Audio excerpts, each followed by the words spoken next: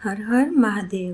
આપ સૌનું સ્વાગત છે અમારી ચેનલ નમઃમાં, જ્યાં આપણે સમજીશું ભગવાન શિવની મહિમા ભરેલી કથાઓને ભક્તિ, શ્રદ્ધા અને શાંતિના સંગમ સાથે। આ કથામાં આપણે જાણીશું કે કેવી રીતે રાજા દક્ષે ભગવાન શિવનું અપમાન કર્યું અને કેવી રીતે સતીએ પોતાનું બલિદાન આપ્યું। આ ઘટનાએ સમગ્ર બ્રહ્માંડને ધ્રુજાવી નાખ્યું અને શિવજીના તાંડવ રૂપે એક મોટું પરિવર્તન લાવ્યું। પ્રાચીન સમયમાં પ્રજાપતિ દક્ષ બહુ શક્તિશાળી અને અહંકારી હતા। તેઓ બ્રહ્માજીના પુત્ર હતા અને તેમના અંદર અગમ એટલું ગર્વ હતું કે પોતે દરેક કરતાં શ્રેષ્ઠ છે એવું માનતા હતા। દક્ષની પુત્રી હતી સતી, જેને બાળપણથી જ ભગવાન શિવ પ્રત્યે અગાધ શ્રદ્ધા અને પ્રેમ હતો। વિષ્ણુ અને બ્રહ્માએ પણ શિવ સંતાન વિવાહને સમર્થન આપ્યું હતું, તેથી દક્ષ ઈચ્છા વિરુદ્ધ પણ શિવ સતીનો વિવાહ થયો। પરંતુ દક્ષના મનમાં શિવજી માટે અણગમો અને અપમાન ભરેલું હતું। એક વખત દક્ષે વિશાળ યજ્ઞનું આયોજન કર્યું, બધાને આમંત્રણ આપ્યું, પણ ખાસ કરીને ભગવાન શિવ અને સતીને આમંત્રણ ન મળ્યું।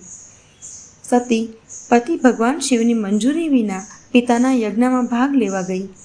ત્યાં જઈને દક્ષ દ્વારા શિવજીનું ઘોર અપમાન થતું જોઈ સતીનું હૃદય છલકાઈ ઉઠ્યું। દુઃખ અને શોકમાં આખરે સતીએ યજ્ઞકુંડમાં પોતાનો જીવન ત્યાગ કર્યો।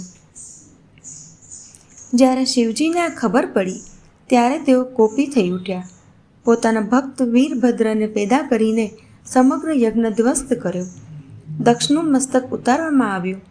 આખરે દેવીઓ અને દેવતાઓએ શિવજીની શાંતિ માટે પ્રાર્થના કરી। શિવજીના દયા સ્વરૂપે દક્ષને નવા મસ્તક સાથે જીવંત કરવામાં આવ્યા, પણ હવે તે પોતાના ગર્વને ત્યાગી શિવજીના ભક્ત બની ચૂક્યા હતા।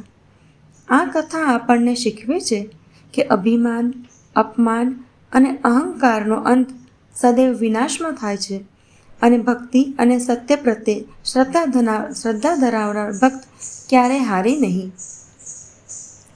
આજનો આ અધ્યાય અહીં સમાપ્ત થાય છે। આવતી કથામાં આપણે જાણીશું માતા પાર્વતીના જન્મ વિશે। જો તમને કથા ગમી હોય તો લાઈક કરો, શેર કરો અને નમઃ ચેનલને સબસ્ક્રાઈબ કરવાનું ભૂલશો નહીં। જય ભોલેનાથ। હર હર મહાદેવ।